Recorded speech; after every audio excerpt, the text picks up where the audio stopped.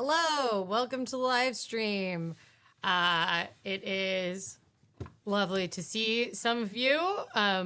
Please let me know if everything's working because Aaron was once again screwing with things right before, so hopefully everything's okay. No, but there's many ways in which things could go wrong, so I guess we need to make sure that they did. Okay, B says see and hear. Eric says first. I got a massage like 2 hours ago, which was my massage from doing an 100-day yoga challenge at my studio last year. But anyway, I gotta tell you, it was a thorough massage because now I'm very sore. So it didn't feel that intense while I was getting it, but man, I need to drink a lot of water. So today, what we are going to talk about is the new ruling. So the One Big Beautiful Bill, or B3, as a lot of people are now calling it, or OB3 in professions where they love acronyms. One of the provisions that was included is that workers from 2025 through 2028 that regularly receive tips can deduct up to $25,000 of tips from their federal taxes. Does not apply to Social Security and Medicare taxes, but it does apply to, but it is a deduction that you can take. It is not an exemption on tipped income. It is a deduction on tipped income. But you're like, okay, One Big Beautiful Bill was passed in July. Why are we talking about this now? Well, one of the provisions in that was that if you are a tipped employee that is able to deduct tips, the requirement was that it needs to be a profession that customarily and regularly receive tips as of December 31st, 2024. And the part of the provision was that by October 2nd, the IRS had to release a list of what the professions that customarily and regularly receive tips are. And they were ahead of schedule, and they released that 5 days ago. So I thought we would talk about it because there are some professions on there that are interesting, maybe unexpected. One of them being digital creators. So streamers, YouTubers, podcasters were given as examples by the Treasury Department. I think very few people expected that, but I'm just going to say this overhead. This is not a comprehensive and final list. And what is going to happen is that people that receive tips as a very large portion of their wages, so, exotic dancers, gambling workers in gambling casinos, waitresses, servers, bellhops, like any profession where you are getting like majority of your income from tips, those workers are not overwhelmingly not necessarily going to see huge benefits from this because it essentially is only off of your federal taxes. So most states are not following suit, so it doesn't apply to state income taxes unless the state chooses to do it. Nevada is a great example of a state that might choose to do it. But the second part of it is we are now essentially, this only is applying to people at the time that they file their taxes. So they're going to need to know enough about it, and they're going to need to declare enough about their taxes. It won't affect people's income on a paycheck by paycheck basis for people that receive tips through their W-2, because it needs to be written on their W-2 that they receive these tips. So it needs to be tips that are reported to their employer, or on a 1099 that it's actually in the tipped section. But the IRS is not redoing the W-4. So they're not redoing that form that you do right when you started right when you start your job, or that you fill out annually, where you have to fill in all your exemptions. So that was all revised, and they changed what the W-4 looked like about 2 years ago. Is it 2 years ago? It might have been more than 2 years ago, where the IRS like revised it, and they are not updating that to capture tips. And so W-2s are like, this means that people are not going to be adjusting unless you want to try to toggle with it. So you're not going to see more money back on your paychecks this year. That being said, it says that the IRS will be redoing it next year. So there is a possibility that workers starting in 2026 might start, that receive a large portion of their income as tips, might start getting a little extra more per paycheck. But there is other huge exception, which is a lot of the workers that receive a large portion of their income from tips. So DoorDash drivers, Uber, Lyft drivers, and servers are all great examples of where, like, if you work in a state that has a tipped minimum wage, you might be getting a $0 paycheck every, couple weeks, because all of it is just going to federal taxes. And then everything above that and beyond that is tips. Well, when you look at the Bureau of Labor Statistics data for a lot of those workers, a lot of them don't end up owing very much on federal taxes anyway, because they qualify for a bunch of other deductions. They might be lower income, and so they actually just don't owe very much, because once you take out the standard deduction, which is double what it was, a couple years ago, when you take out the child tax credit and the earned income tax credit, a lot of those folks don't end up owing federal taxes in the first place, so this deduction doesn't really do a ton for them. Additionally, if you're on the high end of the earning scale, so let's say you're a server at a New York steakhouse, so you earn a ton of money, but you receive most of it in tips, right? So you've got high dollar items, you live in a high cost of living area, and so you're making a lot of money in tips. If you are making more than $150,000 a year, overall, between tips and your minimum wage, whatever you get essentially on an hourly basis from your employer, you make too much to qualify for this. So there is only like a small kind of middle area of this. What they are trying to avoid with this list of professions is they're trying to avoid people being like, oh, well, now all of my salary is tips, and I'm reclassifying everything as tips so that I can kind of avoid that. Hey, all, now I want tips.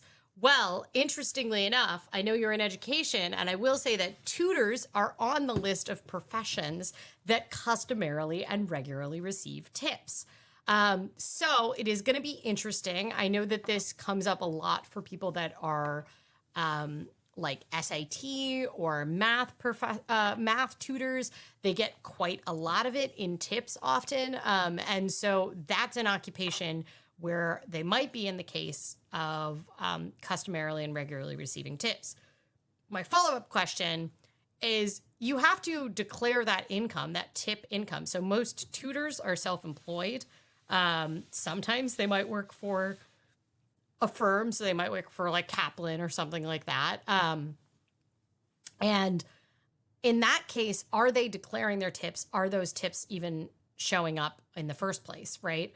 So one of the concerns is like this phase out for no taxes on tips is only through 2028. Are we going to have a bunch of people start trying to declare tips in order to deduct them, and then end up in this situation where now the IRS is like, okay, well, we have this expectation that you receive $10,000 a year in tips when previously you were saying zero. So we're going to go back and audit your, previous earnings. Or probably because they are really, really understaffed these days because of people taking the, people taking the fork in the road as federal employees, or reduction in force kind of being done willy-nilly. I think it's very likely that, and the extra funding that Biden provided, they ended up like essentially a ton of those were provisional employees where they had hired a bunch of IRS employees. They were under their 2 years. So they were Doge kicked them all out. So will the IRS have the enforcement mechanism to be going after, people that are earning less than $150,000 a year that might start declaring a bunch of money as tips? Probably do not have the enforcement ability to do that. But if we had a flip in a change in administration in 4 years, and we're in a situation where we have a change in leadership, and that change in leadership wants to put more resources towards the IRS again, or maybe the federal government loses their lawsuit that former federal employees have filed against them, and suddenly there are a bunch more enforcement resources at the IRS. There could be a potential that this is kind of trying to smoke out some of those professions. Public librarian is not a job that usually gets tips, and they are not on the list, I have to say. Morning witch shirt, yes, and matching earrings. These are from Etsy. These were two of my birthday present earrings to myself. I have a new strategy I've been doing for like 2 months, which is that every time I floss, because I am not terribly consistent at flossing, like I do it, but I don't do it every single day. So every day that I floss, I get $1 in my earrings budget, and I can then buy earrings at the end of the month with my flossing money. And that pretty much works out to like a pair of fun earrings a month. And I feel fine about this. I think that I need an incentive to remember to floss, because some days I'm like, really don't want to floss at the end of the day. And I think it's $1 more towards earrings, and it's working pretty well. Giovanni says, hope you're feeling on the mend. Yeah, I'm totally fine now. I stopped testing positive on Monday or Sunday. I think it was Sunday I stopped testing positive. I did not have to work this weekend because I would have I was still testing positive, and it wasn't day 10 until Sunday. So I'm totally fine now. Although now I have a bunch of body soreness because I went and got that massage. I'm still wearing my mask at the rink and the yoga studios, and like when I go inside businesses, even though it's day like 12 now from initial, and I'm testing negative. I did feel like I should just try to take it easy. The big thing that's like a challenge for me now is not overexerting myself, because if you exercise too much too quickly after COVID, that is linked to developing long COVID. So I'm doing my best.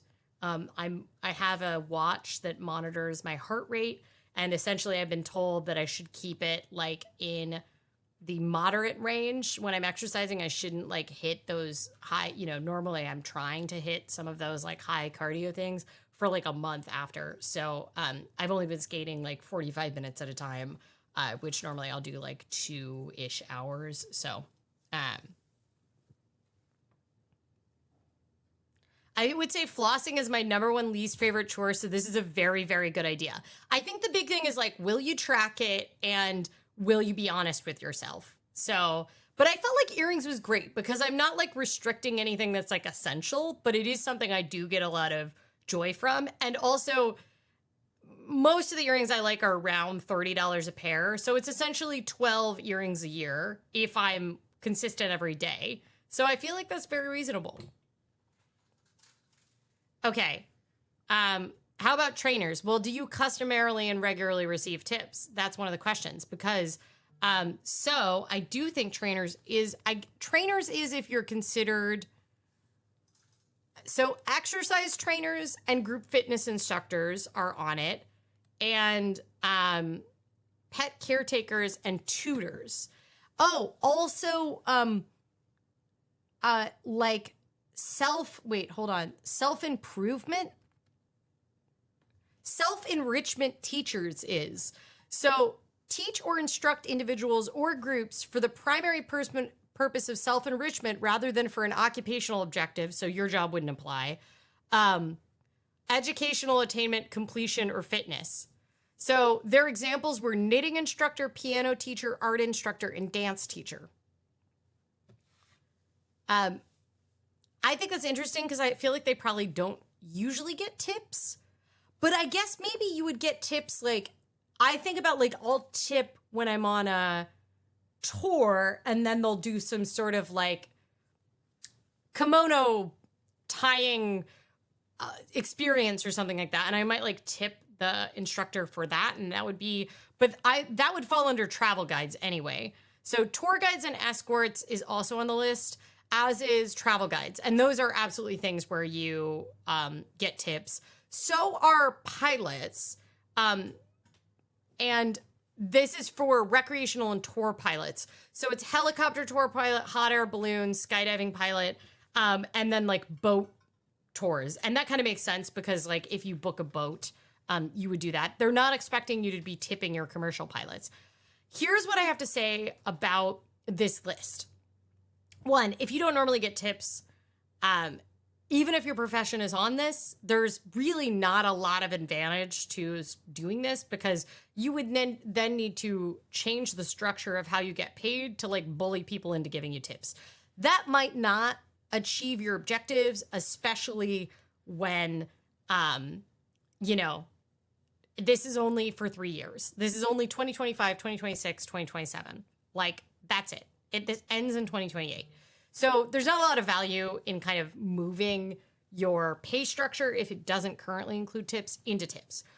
The question is, if you are in one of those self-employed professions that does get tips, so a digital creator is a great example. Everybody was very surprised to see them on this list. But on YouTube, there's super chats. Feel free, anybody who wants to send me a super chat. Apparently, that will be tax-free for me. So I will promise that when I do my taxes on my Schedule C, I will mark that as a tip and then I will report back. Just so everybody knows. We will find out the experience of reporting that as a tip on Schedule C. And then people can send you tips on YouTube, like on videos. There's like a whole separate thing that's like tips. And people can send tips on streams, like all the time.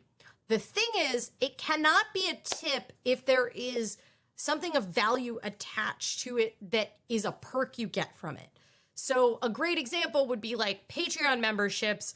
If you really work hard, you would be like, oh, Patreon memberships are a tip, right? Like those are individuals giving you extra money. But if they get any extra rewards above and beyond what is accessible to other people, that is not a tip anymore. So, you know, it's just like if you give money to charity at an auction and you get an item of value from it, you cannot count the whole amount that you gave to them as a charity donation if you got something of value. So if you bid $100 on something that is typically worth $80, only 20 of that is a charitable deduction. It's sort of the same line of thinking. It's like if you are giving someone just a tip and for content that is freely available to everyone, like you are giving someone a $1 tip because you saw their YouTube video. But if you join as a member on their YouTube channel and you get exclusive benefits for that, that would not be considered a tip for that creator. One of the big questions is currently like the 1099s that people get, the 1099 NEC is what it's called now, non-employee compensation, that creators get through their third-party platforms, through Patreon, through Venmo, whatever it might be. They usually don't list tips as a separate kind of line. Is that going to happen at these big companies that are doing it? Probably eventually, maybe. But people will need to, you know, keep track of it. I think that's the real big thing. People get gift certificates for teachers in K through 8 at least. Yeah, it's also hard because teachers are like, if it's a public school teacher, they like can't accept tips beyond a certain level, the same as like postal workers because they're government employees, right? So like government employees have a limitation on what they're allowed to accept. So this is the same as postal workers. Like some people will slide a 5 or a 10 or a 20 to their mail carrier during the holidays, and that is a tip, but they have very low limits on what they're allowed to accept as federal employees. And so most people will give a gift certificate, but they're only allowed gift certificates like below a certain amount anyway because they're government employees. The regulations are usually considered different at the local level. Like this would be, determined by either their collective bargaining agreement or state law. But yeah, David says, I'm not allowed to get gifts over a token amount. Are you you're not a government employee though. Is that just your own ethics or is that FAA regulations? I'm very curious. Not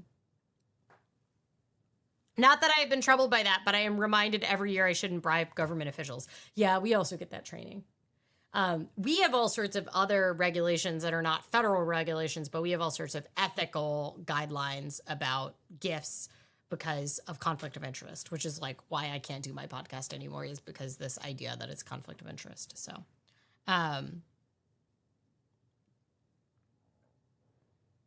it's not even just money. Like I can't volunteer for certain organizations because it would be considered that. I never watched High Maintenance, but a bike riding pot dealer, should he claim his tips? Well, dealing pot is still federally illegal, so I feel like probably not.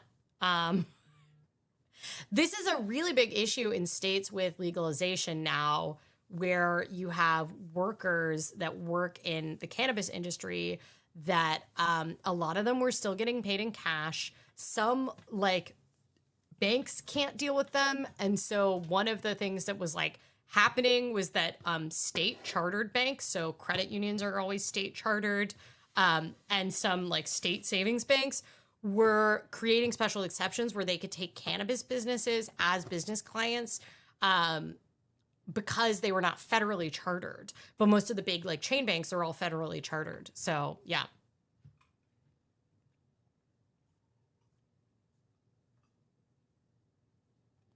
I mean, with the way Geograph Concept said they're not expecting you to be tipping your commercial pilots, here's what I'll have to say. With the way that the planes have been acting lately, I would almost just tip a pilot every time they land. I feel like that might be just how I am. Also, I will say that flight attendants do often get gifts in the course of doing, like pilots don't, but but they don't usually get tips. I feel like maybe in the like first classes, I'm sure there's big spenders that do tip flight attendants, and I'm sure they have their own regulations on what they're allowed to accept, but my mom said I'm wearing masks in all those places anyway. I do not normally wear a mask in the ice skating rink at all because I am covered in sweat. It's terrible for my skin. And I'm not usually like within 6 feet of other people. We were required to do it for a really long time because I mainly skate in a mall. And so they were still requiring masks like into 2023 because it was because the mall was like the highest level of caution or whatever because it was an entertainment center. But I definitely don't wear a mask at yoga normally because I go to hot yoga and that is just truly awful. But I'm just not going to any hot yoga this week because that's also just terrible for my skin. I was running in masks for a long time and that's awful to sweat into your mask. I wear a mask in most indoor places, especially after last week's issue with family. I mean, I can't wear it. I can wear it in the building at work, but I can't wear it in the studio at work. I have pretty much like the only places I wear them, which is, I don't know, I've gotten COVID 3 times, so you probably should not listen to my advice on this at this point. I'm also out, like, I don't work from home. I'm out a lot. I work out every day. I work out in public places. So I take group fitness classes where everybody's breathing on each other.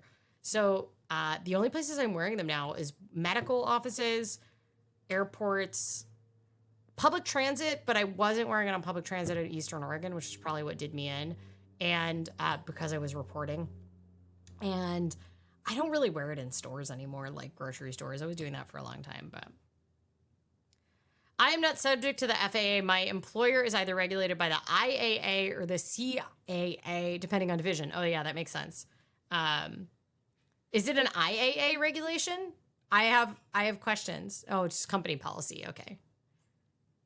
As a public librarian, I may be allowed to bribe government officials. That seems incorrect. I think actually, like, generally no one is allowed to bribe government employees. But it happens a lot in a lot of places, especially when a democracy is falling apart. A lot of bribing.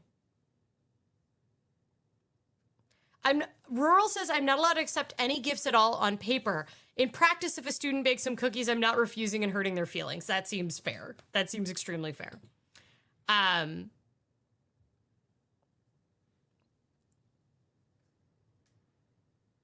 in the office tomorrow and one of my students just had COVID. So probably safer to not get too close. Yes, I would say that. I have to go in tomorrow because I'm in bargaining. I'll probably wear a mask the whole time at bargaining, but we often have these long breaks where we're eating food, and so I will just try to be away from other people. I don't think I'm at risk of getting anybody sick at this point because it's day 12, and I've been negative multiple days in a row. So yeah.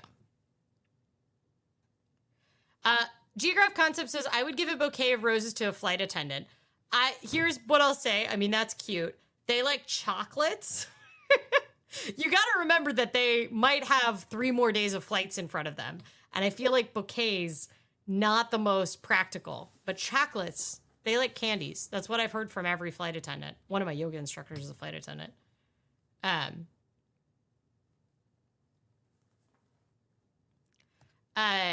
By middle and high school, you don't get as many gift certificates. Yeah, that's fair.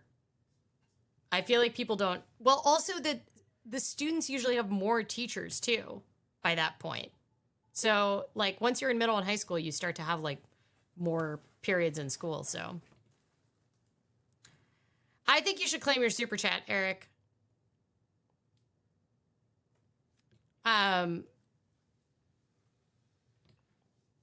I was going to chill on masking everywhere because I've graduated, but now COVID is everywhere again, so maybe next summer. Yeah, I know you're, like, really involved in the, like, zero COVID policy. So you wear a mask, like, the whole time you're at work in the library. I had to do that for, like, a year and change, and except when I was in the studio, where I had to wear it when I was at work, and it was, like, really frustrating to me to wear it for like 10 plus hours a day because it was terrible for my skin. And I would just get like so sweaty under the mask. It wasn't impossible. Like I'm not whining that it was impossible. But it also was like frustrating when I was doing it in an office. It was like empty and I was like required to wear it while sitting at my desk in a totally empty newsroom. And I'd be like, this seems silly. It helps me romanticize flying. I only like riding trains. I also only like to ride trains. Amtrak, I bet, as railroad workers, I bet they can't accept tips unless they're like a porter. Actually, I'm really curious. Are conductors listed on this? No, conductors are not. Are porters. Baggage porters and bellhops. Curbside airport check-in assistant. I've never in my life tipped an airport check-in assistant, but I also don't check bags, so I guess that's fair. Hotel baggage handler. That's my least favorite part, is when you like are in a country where you have a bit of a language barrier and they immediately try to take your bag and take it up to the room, and I'm like, I can carry my bag. I don't want to tip you. I don't have any small bills. It's not about cheapness. It's more just like about being like, I don't know what is an appropriate amount. What am I tipping too much? Also, I have one bag. I can carry my own bag.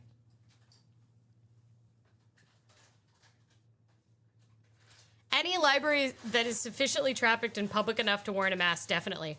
I have gotten so much more relaxed than it seems like you all are, which is probably why I just had COVID for the 3rd time. So no one should take my advice. Frankly, I got so sick of like constantly breaking out and how bad my skin was underneath the mask because I have rosacea too, so it'll like totally flare up from that. I don't know. It was very frustrating to me, and I can't like when I'm on mic, I can't wear a mask, and that's like a big chunk of the time. So I think it's really important to mask at work to help disabled people feel more comfortable. But I was thinking like gas stations when I get canned tea and deodorant real quick. Yeah, that's fair. That was like the biggest shift to me when I stopped masking everywhere, was not having to put it in every time I was just running in really quick. But I am very glad that you want to mask make people feel comfortable. That is very good and moral of you.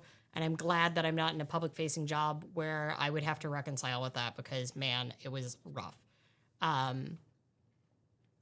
It also can be really challenging to get people to talk to me in more conservative areas if I'm wearing a mask, which is like a problem. I have one coworker who's like very zero COVID, wears a mask in the office all the time, but she now is able to work from home a lot of the time. So I feel like it's like a little easier, and she can take it off when she's in an office by herself. And I don't have an office by myself, so. I'd largely quit masking, but now that I can't take Paxlovid, I guess I should start again. Are you in the situation, you don't have to share your private medical info here, but are you in the situation where you think you would have a bad reaction to COVID without Paxlovid? I was like really on the fence about whether or not I should even have it this last time, because my COVID situation has gotten mild and milder each time. I've also had like at this point like 7 or 8 vaccines and boosters. So, I mean, because I've been getting a booster every year, and then sometimes I've been getting even an extra one because I'll qualify for an extra one.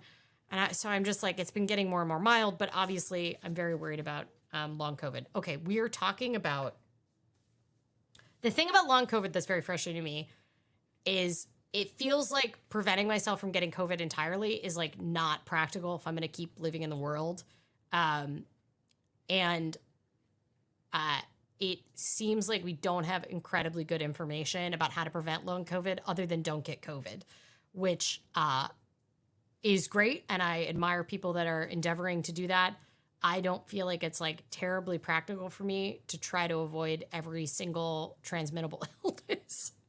Like,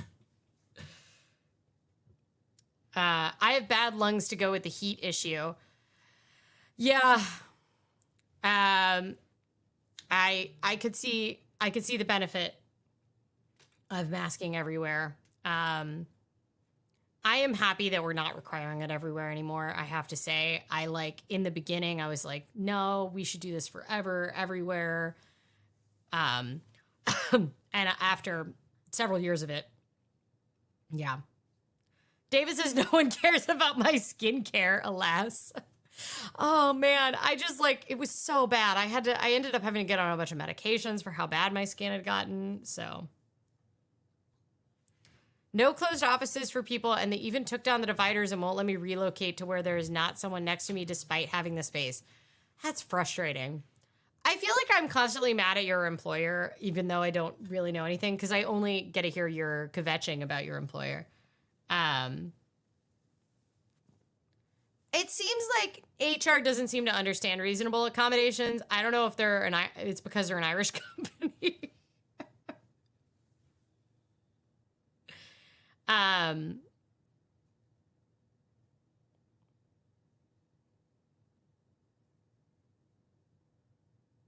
My coworkers haven't seen my face in years. I mean, I'm impressed. I appreciate all of you people that are doing it. I'm sorry I'm not as responsible as you. I really, man, running in a mask was like the worst. So I would save a lot of money though if I stopped figure skating. That would be very helpful for my expenses. Okay, so digital creators. I forgot to tell you about the big exception to this. So we have all of the list of tipped employees. There's 62 professions on this list that will qualify for this if they regularly and customarily get tips. And this is like the IRS put this list together to essentially say, like, this is the research that we did. Here's the thing.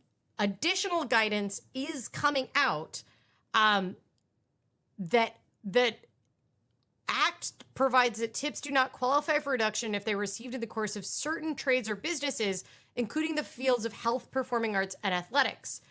So, but dancers are on the list. So I think what's going to happen here is, like, club dancers and dance artists, they pointed out as illustrative examples. I think they're going to say that a ballet dancer doesn't qualify, that, like, doesn't customarily receive tips.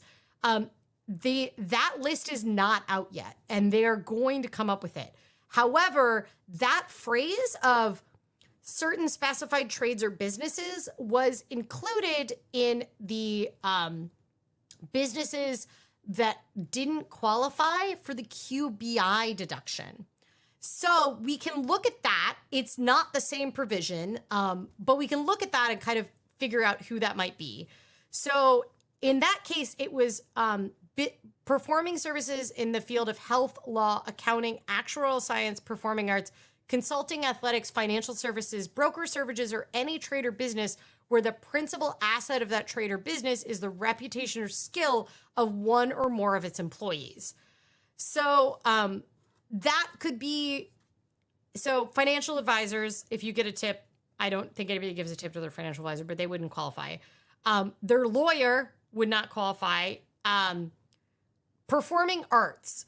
So I think what's happening here is that a dancer that is, like, qualifies because they are a professional ballerina, a professional tango dancer, they would not qualify for this tipped deduction because it is based on their skill or reputation. But a dancer where people are not going to see generally are not going to see a particular go-go dancer at a casino in Las Vegas. They are going to the casino, and there might be a go-go dancer, and they might tip that go-go dancer. They might be going to a strip club because they like a particular dancer, but they're not going based on the reputation of that dancer, right? So I think in those cases, those employees, that's where the distinction of the line is going to fall. Law and accounting is, like, often comes in this. Athletics is a great example. So if someone receives a tip in athletics, I don't know when the case where that would be. But what I am assuming is that this would be like the Simone Biles of it all. Simone Biles goes and does her Gymnastics Across America tour, and her reputation is what brings people in. So tips that she receives, she also makes a lot more than $150,000, so it wouldn't really apply anyway. So I think that where this is going to get tough is going to be musicians, because performing arts was called out. And my question is, musicians that stream, are they under this digital creators, or are they under these exceptions of someone where their reputation is bringing people in? And I think that's going to be one of the challenges. So if someone is a streamer or a content creator, like Two Set Violin is a great example of, like, a YouTuber who's built, also makes more than $150,000 a year, so it doesn't really apply. But, like, Two Set Violin makes, also, I think they're Australian, so it really doesn't apply. Their reputation as violinists is what makes their YouTube channel popular. They are probably would be accepted under this. But a lawyer that streams, I think, unless they have a separate business set up for their content creation versus their law firm, I think they would also not qualify for this. Well, it used to be illegal to give things to athletes. Well, it's illegal to give certain things to athletes. I mean, it depends on the athlete. So, right, so there was the NCAA, like, rules where you couldn't, like, pay athletes. You also can't do certain things unless you go through the sporting federation for certain athletes. But generally, like, competitive athletes receive quite a lot of money and tips and everything now. But if they are a competitive athlete where their reputation is built on it, they wouldn't qualify for tips anyway. Aren't cam models creator? Absolutely. And so there was a piece that came out based on this list that came out from the IRS a couple days ago that essentially said like OnlyFans creators make a ton of money in tips, as do cam girls. And would they qualify to make an exception? And that's a great example of like a creator that makes like a huge portion of their income from tips relative to the rest of the income. Like for cam girls, it's like 100%. Essentially what they make is tips. So the question is, are they keeping track of that so that they can put it on their Schedule C, because they are self-employed, so they're going to have a Schedule C? Are they keeping track of what's tips versus what is fee for service? Like if someone is paying for a private show versus tipping, is that going to qualify? For OnlyFans, I think this is going to come down to the interpretation of the tax preparer. So an OnlyFans model where someone is subscribed to their OnlyFans and they are getting access to exclusive content, that is not a tip. But if they are tipping for the individual content, that might be considered a tip. However, Republicans that were big backers of the One Big Beautiful Bill heard that this list that the IRS put together included digital creators, and it might then impact OnlyFans creators. And they said they are planning to revise that because essentially they don't want pornography creators to qualify for this. However, they haven't actually written that into law yet. So there is potential that they find a way to exclude them. And they'll probably exclude them based on performing arts if they are engaged in pornography. So a lawyer that streams versus a lawyer that fishes. Exactly. Are we going to see any updates on the decor for the office? Do you want to see it? Is this interesting to you all? Do you want to see it? I mean, the only interesting thing is that Aaron and I had to learn what epoxy is this weekend. We got a really gorgeous piece of wood for the office that I'm going to use as a desk, like a live edge desk. And because I was off work this weekend because I was out sick because I was still COVID, but I was feeling better, Aaron and I decided that we would, because Aaron gets weekends off, that we would use that opportunity to do work on the table. In the end, we did it after I would have been off work anyway, but I didn't then work a full shift before we came home. We got the wrong kind of epoxy, and then we had to overnight. We tried to get it from a local business, and then we had to overnight order it from Amazon because it turned out we got the wrong kind of epoxy. We went to 2 local businesses, and they didn't have what we wanted, which was deep pour epoxy. It's curing now. It's done. So I put a tiny brass cricket in the table. So you're not going to be able to see it like most of the time, but when you look through this tiny hole at the top that has epoxy in it, you'll be able to see a little glimpse of the cricket in there, which I think would be kind of fun.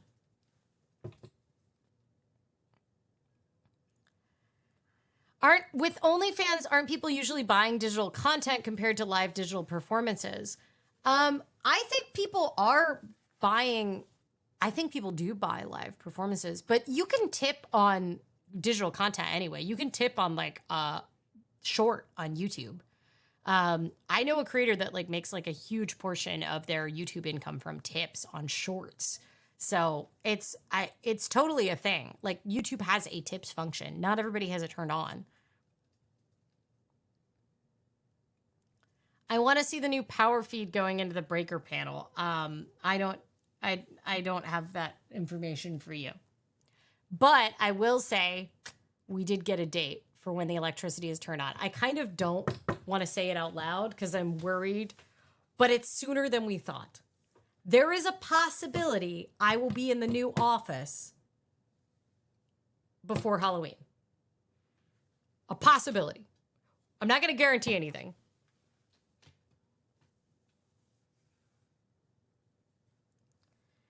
We have a donut, y'all, and we haven't talked about it at all. So we should probably eat the donut. I think it's just time. We'll just eat the donut.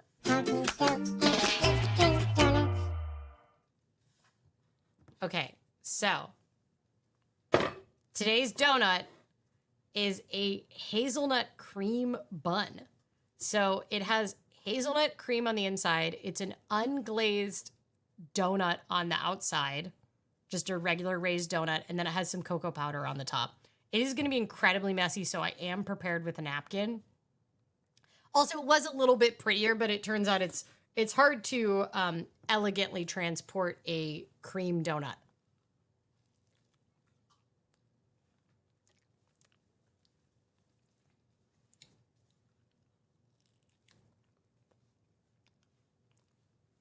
Look how big it is. The cream is excellent. It doesn't taste that hazelnutty to me, though.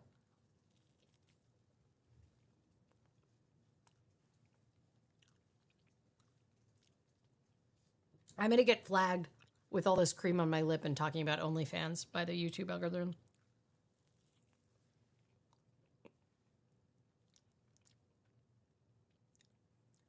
I don't feel like it has a very strong flavor.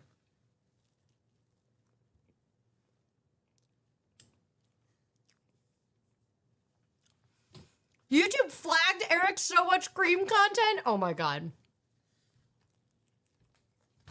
Cream tax.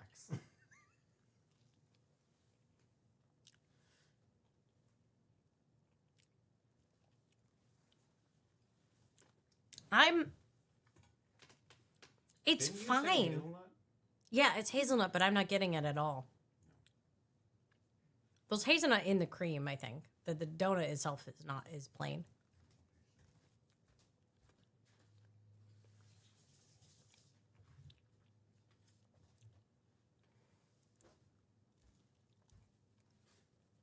How do dairy YouTubers survive? That is a great question. David says you need a special donut transport box. Oh, I do. I select my transport boxes for donut purposes. It's good. I'm hungry. Giovanni says you're scarfing it up quick. It's true. I'm very hungry. I didn't eat a proper lunch. I'm hungry, and I've got to say, I don't think it's that high of a score. It's fine. But it's just like, it's not amazing. I don't know. It's not amazing. I thought I'd had this before. I love hazelnuts too, so I thought I would be more into this, but I think it's a 3.5 out of 5. Really? Yeah. What do you rate it? 2. Aaron gives it a 2. Why do you go to 2? No hazelnut. Aaron is very upset about the hazelnut. Fine cream. Okay, I'm going to downgrade to 3. I do kind of agree with you. I mean, it was fine, though. It was a nice little sweet thing.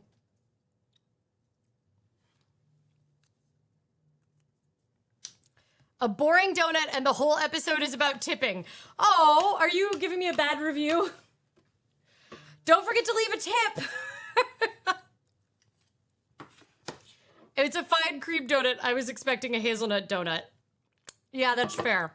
I really thought it was going to be more hazelnutty. The cream was great, though. It was like nice and fluffy. By the way, I still don't have printer. I need to order printer stuff. So I'm using my Polaroid instead, my digital Polaroid, instead of my normal printer. And I think the digital Polaroid might be an even worse printer. So the donuts are looking very washed out. But anyway, I'll order more, hopefully by next week. It should be soaked in hazelnut liqueur or something. Oh, man, that would be good. That would be really good. Geograph Concept says at least it's not chocolate. There is one called Brooklyn Blackout, and it's like a fully chocolatey one, and I'm not gonna get it. I'm sorry. What is it? What is in it? Hold on, I'll find out. Brooklyn Blackout. It's dark chocolate glaze and chocolate cookie crumbs. And I was just like, it's not happening. I'm not doing that.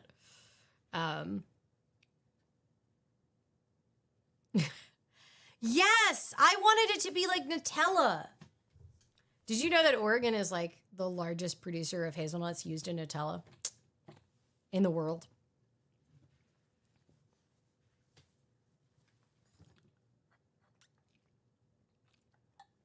Geograph Concept says that's self-care.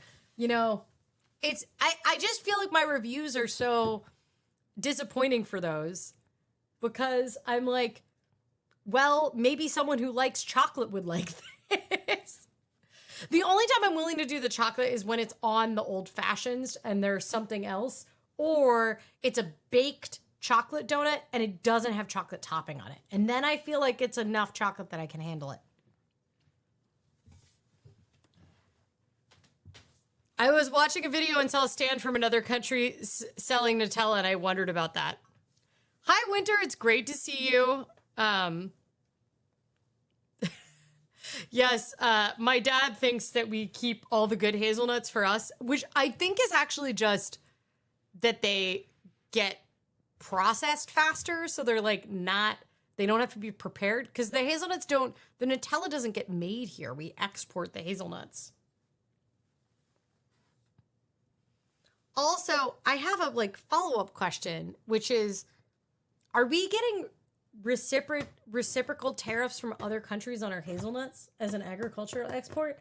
I bet we are. Because the EU did various reciprocal things. So I can't buy Nutella, too dangerous. I can't have regular Nutella because it has dairy in it, but there's a lot of very good vegan Nutellas available in Germany. I find them harder to find here.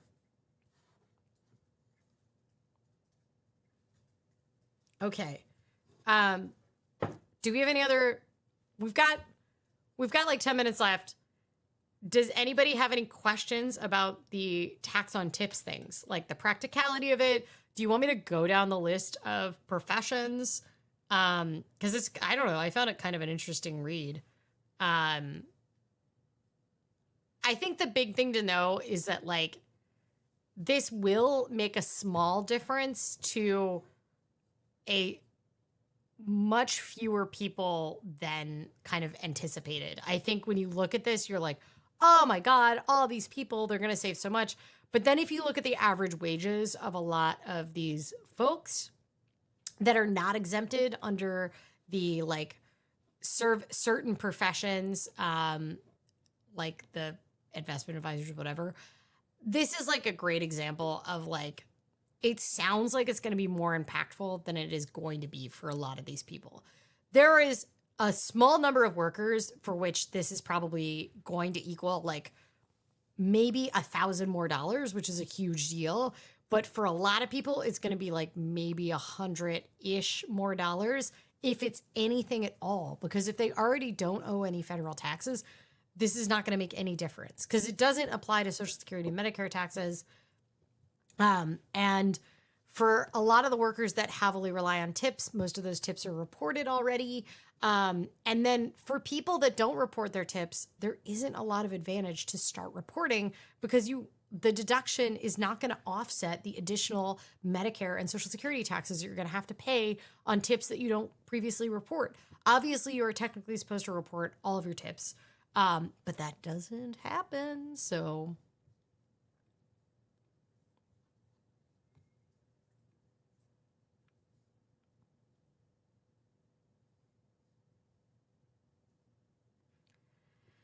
Can the tariffs be declared illegal soon?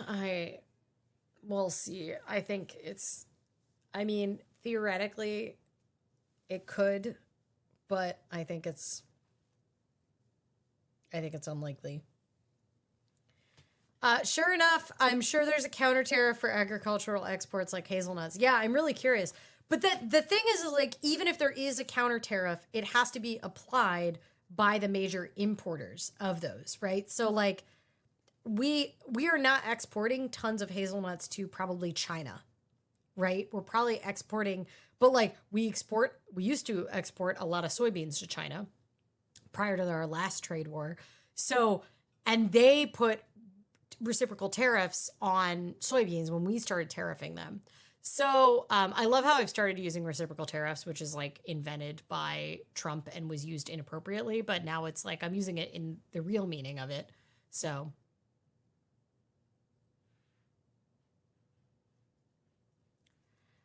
just post the link to the PDF with the jobs info. Well, it's a Treasury system PDF.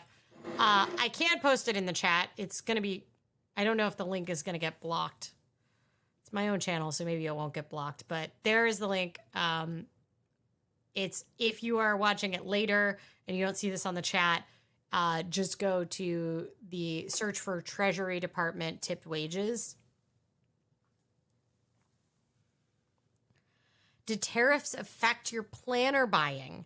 Well, no, because I am getting the Laurel Denise planner and they haven't released them yet. So it's going to be baked into whatever. But I got this Laurel Denise planner super cheap because it was the 2025 one, and I got it like a month and a half ago. And October 1st is their release for 2026. So my plan is to get this because I'm really liking it. It's very cute. It's very interesting. I can't believe I'm putting up with a spiral bound planner, but I love how you can see the weeks alongside the month. So I have it for September. Obviously I had COVID, so I didn't really use that week. And I was out of town for half of it. But this is what I'm using right now. And then I've already started to decorate October for Budgetober.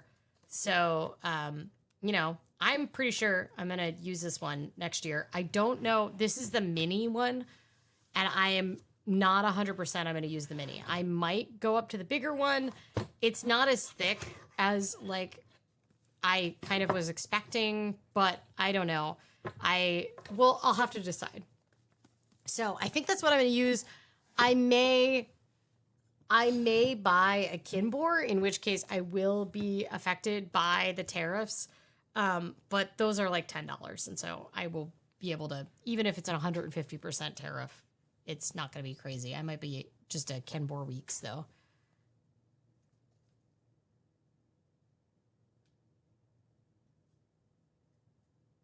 When I was in high school, I'd eat 6 bananas smothered in Nutella every day after coming home from school. This was in Germany where the Nutella was better. Okay, but that is something only a teenage boy would eat. That's so many. This is like how I used to drink like a half gallon of soy milk a day. It's like, now I'm like, oh my God. That is so not niche Japanese planner of you. Well, yeah, I don't know. I really like the Laurel Denise. I mean, it's a niche planner. So, and it is produced in China, but yeah. That company's 2026 planner goes on sale in October. Yes, correct. I already paid a pretty large tariff on clothes shipped from Europe, and it's because it was, I think, FedEx or maybe DHL, but they charged me like a crazy fee on top of the tariffs, which you can't really avoid. So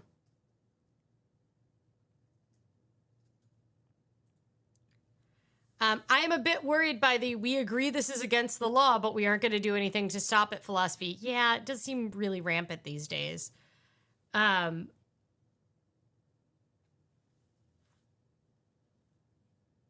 This is making me realize why there's so many Nutella-related snack things at international sections in grocery stores. It's pretty good. Nutella's pretty good.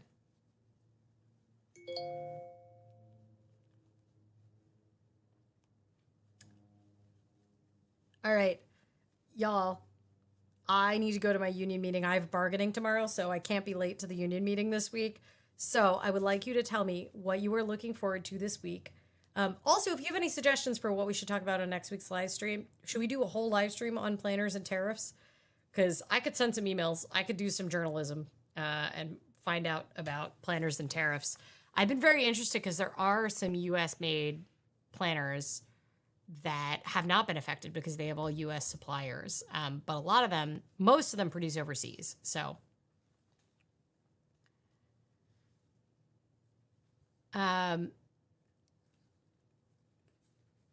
okay. So, what are you looking forward to this week? How do you say banana in German? Just banan. It's not. It's not exciting. It just has an E on the end instead of an A.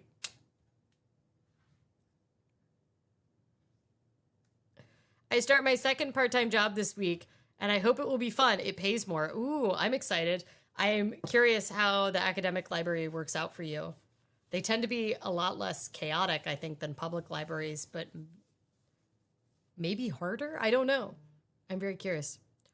Giovanni says, I hope your COVID recovery progresses quickly. Thank you. I am currently doing fine. So as long as I don't backslide, I should be okay.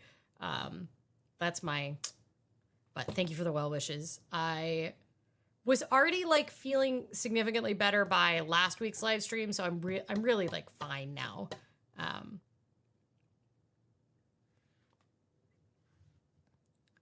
Excited for dog sitting weekend doggo hangout. Oh, that sounds exciting. Dutch is similar, banan. Is it pronounced some crazy way? I mean, Dutch is just drunk German, so it makes sense because that just looks like the drunk way of spelling the German one. Every time I hear Dutch, I just think it sounds like drunk German.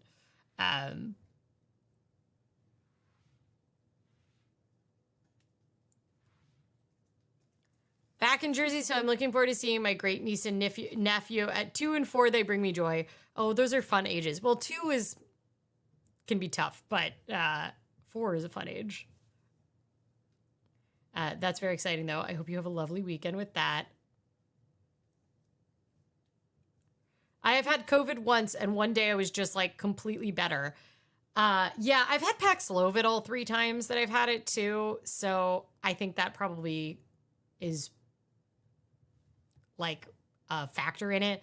The big thing is that I need to remind myself that even if I can't feel it, I am still recovering and not to push myself too hard with physical activity. So I will say that because I've been skating with a mask, it is significantly harder, which I've just decided means that it is forcing me to stop earlier. And so it's probably good because it is like when I really get going, it is harder to do cardio wearing a mask.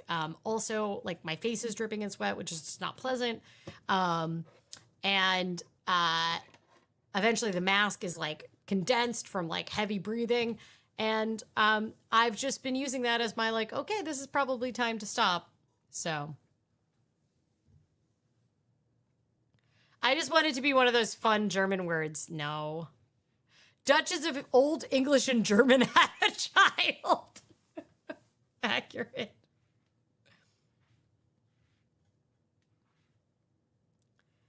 Yeah, it's already happened for me. I've been totally fine. Like, I would say, what day? Friday, I was still blowing my nose a little, but by Saturday, I felt just fine. Oh, I did, like, I went out and did things on Saturday with the mask and everything. And we did the epoxy. We started the epoxy. And I did want to take a nap in the afternoon, but I often take a nap on Saturday because I wake up so early, and I'll take, like, a little tiny, like, 20-minute nap in the afternoon. So the fact that I wanted to take a nap, I don't know if that was, like, a COVID situation or just my normal Saturday routine.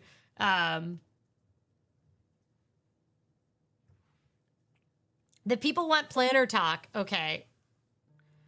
Next week I won't be here. Happy New Year. Oh yeah. Does that start? It starts on Sunday, right? Is that right?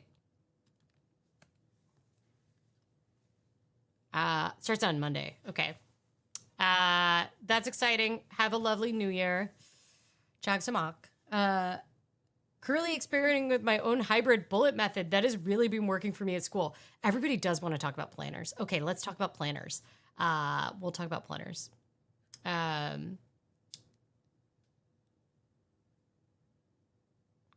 This weekend is a New York Mechanical Keyboard Meetup, selling items there, working on my self promotion.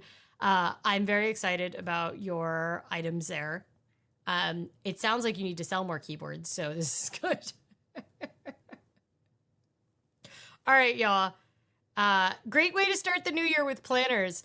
That is true. That's actually perfect. I think that Rosh Hashanah's celebration will be planners. We'll have some apple and some honey and a planner. Maybe instead of a donut next week, I'll have apple and some honey, because I've run out of the donuts this time. All right, y'all. I need to sell more so I can afford to order more parts with the tariffs.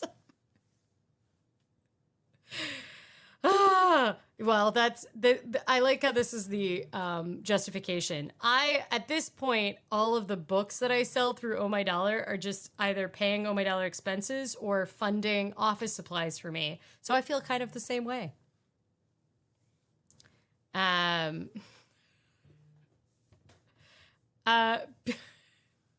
People buy David's keyboards every chance you get. Well, I need you to tell me what keyboard to get. I did watch, like, when I had COVID, I watched a lot of YouTube, like way more YouTube than was frankly healthy. I'm not subscribed to any streaming services currently, except Peacock, which I only have to watch figure skating, and there was no figure skating available on it. So instead, I was just watching a bunch of YouTube between naps, and I did watch some keyboard videos, but all right. Ooh, you just sold out of your first product. That's awesome. Well, okay, sell some more or pre-order. Sell some pre-orders for that so that you can afford more keyboards, obviously. That's the way we all justify our hobby businesses. What is a keyboard? It's literally a keyboard. It's mechanical keyboards for computers. All right, y'all. I hope that you have lovely holidays. I hope you enjoy playing with your new planners, seeing your kiddos starting a new job. I hope it's wonderful. I hope Fuzz Bubbles has a great follow-up with your foot specialist. I hope you are well recovered and they give you a clean bill of health. And I hope everybody has a lovely week. I will see you same time, same place next week. And I will see you all then. Bye.